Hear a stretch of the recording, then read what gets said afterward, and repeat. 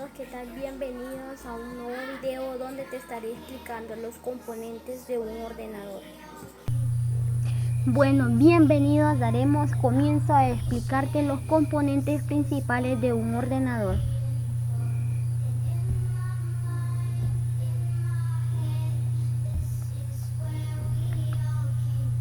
Comenzaremos con la CPU. CPU, en las siglas en inglés, Central Processing Unit, que significa en español unidad de proceso central. El CPU es el cerebro del ordenador.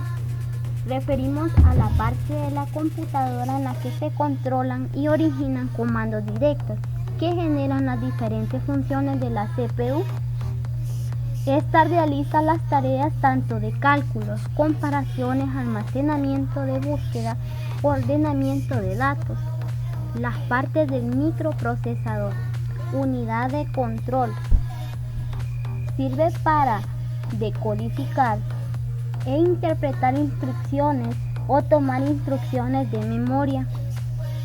La unidad de codificación interpreta dicho código para saber qué tipo de instrucción va a realizar, como suma, resta, multiplicación, almacenamiento de memoria, etc. La unidad de ejecución se encarga de dar las órdenes necesarias a las diversas partes del microprocesador para poder ejecutar cada una de las instrucciones. La memoria caché. La memoria caché es una área en el CPU donde las copias de las instrucciones comunes se requieren para realizar funciones y ejecutar programas ejecutar programas, estas almacenadas temporalmente. Y por último también tenemos la unidad aritmética, como lo pueden ver en la imagen, en la parte de abajo, a donde dice coprocesador matemático. Entonces es el que se encarga de realizar operaciones elementales de tipo aritmética, como suma, resta y multiplicación, división. Algunos usuarios novatos llaman CPU al gabinete de la computadora e incluso algunos a toda la computadora, lo cual esto es un grave error. El rendimiento, la calidad y costo de una computadora está altamente relacionado con su CPU. Bueno, entre los fabricantes y familias del CPU, los principales tenemos AMD e Intel. Las familias de microprocesadores importantes de AMD son las siguientes: K6, Athlon, Turion y Phenom. Las familias de microprocesadores importantes de Intel son Pentium, Celeron, Core i. El CPU es el que procesa toda la información desde tu PC, o sea, tu computadora. Tus programas, juegos, música, es el cerebro de la computadora, el cual hace procesos para hacer las cosas lo más rápido que lo permita su velocidad de núcleo. Te explicaré también lo que es la memoria RAM.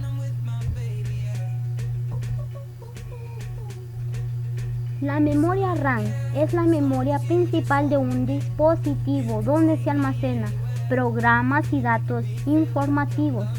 Sus siglas RAM significan Random Access Memory, traducido al español, memoria de acceso aleatorio.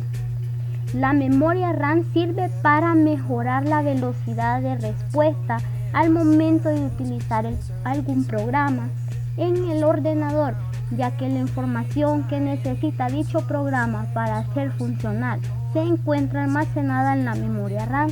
La capacidad de almacenamiento. El usuario podrá utilizar programas a la vez y de manera más rápida, con mayor velocidad. La memoria RAM es conocida como memoria volátil, lo cual quiere decir que los datos no se guardan de manera permanente. Es por ello que cuando deja de existir una fuente de energía en el dispositivo, la información se pierde. Asimismo, la memoria RAM puede ser reescrita y leída constantemente. Hay dos tipos básicos de RAM: DRAM, Dynamic RAM, RAM dinámica. Eso significa SRAM, Static RAM, que significa RAM estática.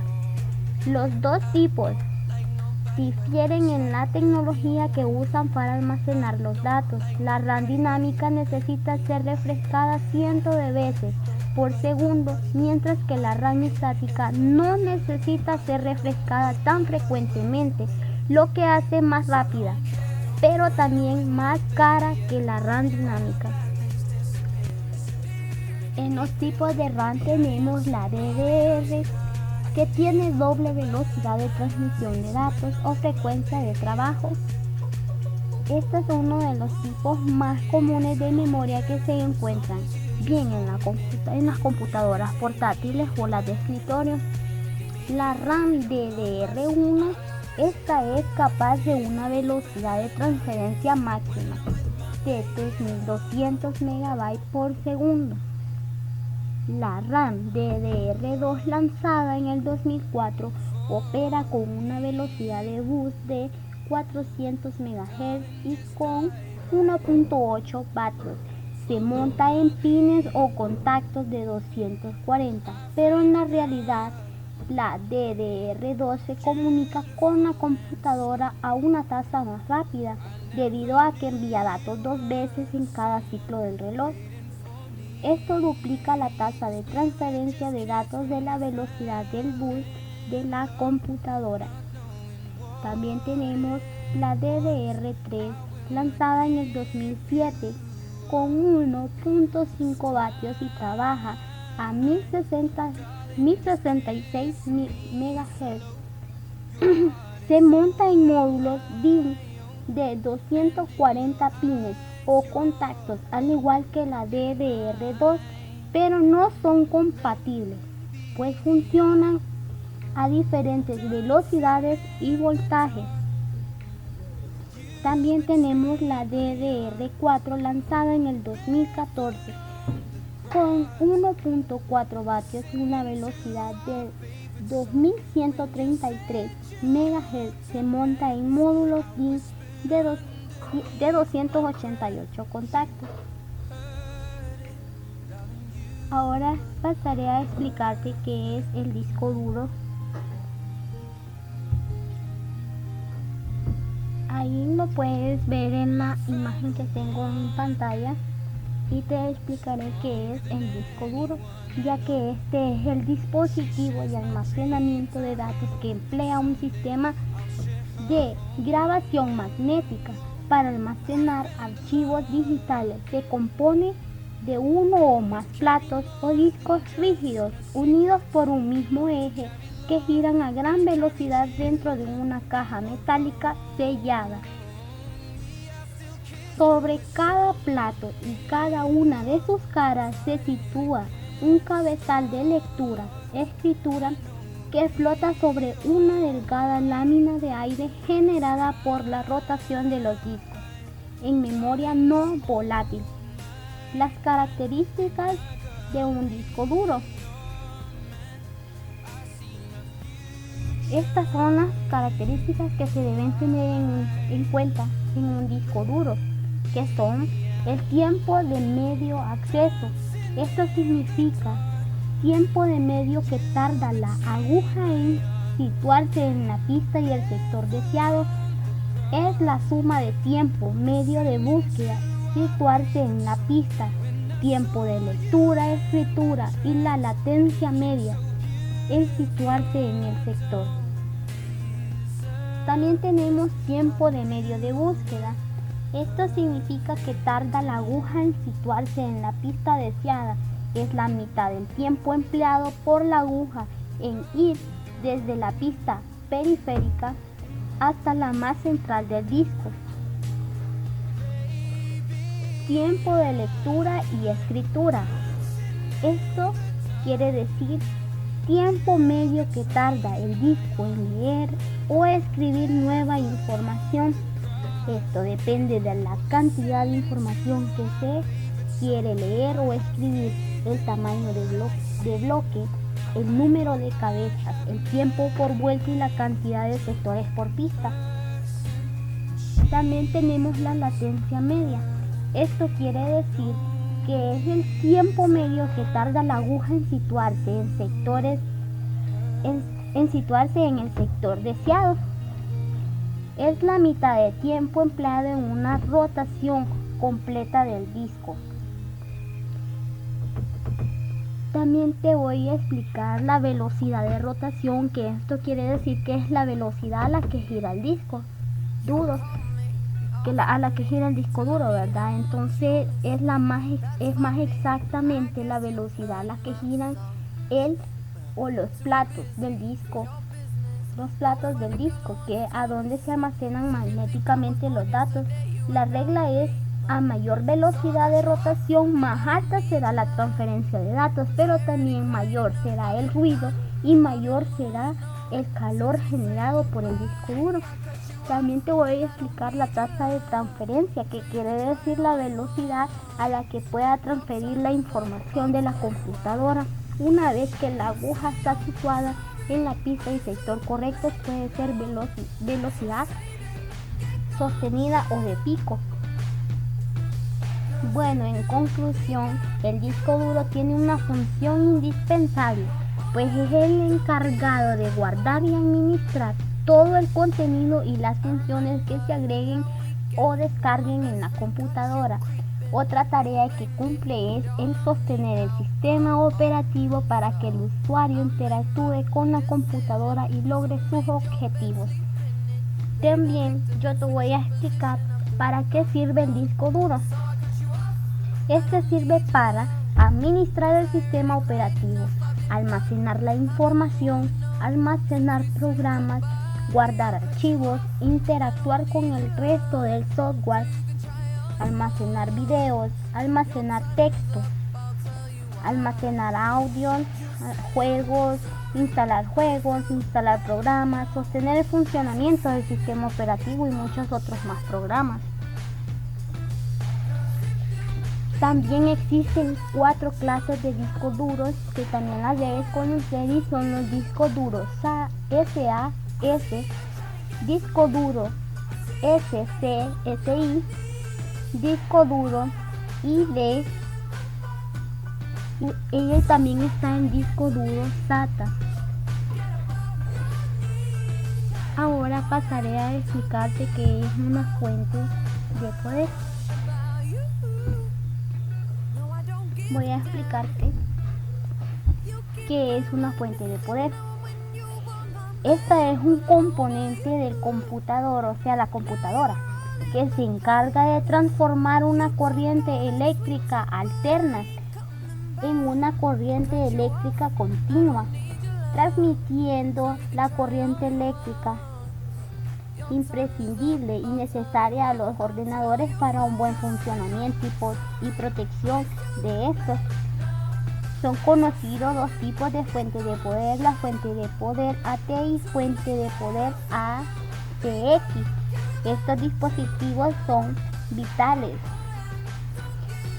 ya que no solo alimentan la electricidad a la placa madre, sino que también generan la energía necesaria para que las unidades ópticas, dispositivos USB, o sea, memoria, y placas de video, audio y red funcionen de manera correcta, sin ningún problema. Las fuentes de poder o fuentes de alimentación, estas son los dispositivos primordiales, o sea, importantes para el funcionamiento de cualquier ordenador, ya que son las encargadas de suministrar la electricidad necesaria para que el equipo funcione correctamente. Yo te voy a explicar también la fuente de poder AT, que está en sus siglas. AT significa avance tecnológico, traducido al español tecnología avanzada. La fuente de poder AT también es conocida como fuente de alimentación AT, fuente analógica fuente de encendido mecánico, entre otros muchos más. Fuente de poder ATX. La fuente de poder ATX, las siglas ATX significan avance en tecnología externa. La fuente de poder ATX es la segunda generación de fuentes de poder. Es la actual fuente de poder que sustituye a la fuente de poder AT. Bueno, también tenemos la placa madre. Te explicaré qué es la placa madre. Esta es la placa principal, placa base o tarjeta madre del inglés motherboard. Es la tarjeta del circuito integrado principal del sistema informático. Estas suelen clasificarse las placas base atendiendo a la cantidad de microprocesadores que puedan albergar a la vez. Aquí hablaremos de ellas. Entonces tenemos la placa base monoprocesadora. Estas son las que están dispuestas para albergar a un único procesador, o sea, solo uno, e instalado a la vez. También tenemos la placa base multiprocesadora, aquellas que por el contrario pueden tener instalados varios microprocesadores, o sea, muchos, 2, 4 e incluso hasta 8 a la vez, acumulando así su potencia conjunta. También tenemos los componentes de una tarjeta madre. Entre ellas se encuentran los conectores de alimentación de energía. Esto quiere decir los distintos cables o dispositivos que proveen el conjunto de la placa de los voltajes necesarios para que sus diversas partes operen de modo estable y continuo. También está el zócalo del CPU llamado socket. Es el receptáculo del microprocesador o de varios que le conecta con el resto del sistema a través del bus frontal de la tarjeta madre. También tenemos la ranura RAM o memoria de acceso aleatorio. Sirven para albergar módulos de este tipo de memoria de procesamiento. Estas suelen estar dispuestas en pares y poseer ciertas especificaciones que delimitan el tipo de módulos RAM que pueden emplearse en el computador. También tenemos los chipsets. Se trata de una serie de circuitos electrónicos que administran la transferencia de la información entre las diversas partes del computador, o sea, la computadora, como el procesador de la memoria, las unidades de almacenamiento secundario, entre otras. Se divide generalmente en dos secciones diferentes, como puente norte. Interconecta la memoria RAM, el microprocesador y la unidad de procesamiento gráfico. También está el puente sur. Interconecta los periféricos y los dispositivos de almacenamiento secundario, locales o externos. También tenemos el BIOS, en español, Sistema Básico de Entrada y Salida. Es un software que localiza y reconoce todos los dispositivos necesarios para encargar el sistema operativo, la memoria RAM, la batería. Esta ayuda a mantener la fecha y a que el BIOS funcione correctamente. Es todo lo que te puedo explicar sobre los componentes de un ordenador. Espero que te haya gustado y gracias por tu tiempo por mirar este video.